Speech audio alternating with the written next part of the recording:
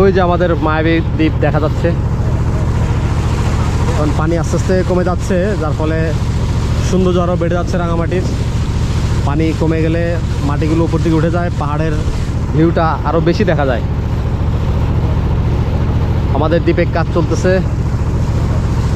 এবার সিজনে আমরা মিনিমাম 7টা কটেজ ইনশাল্লাহ তৈরি করতে পারবো আপনাদের জন্য। আর পাশাপাশি কিছু ফুলের আমরা প্রজেক্টের কাজে হাত দিছি।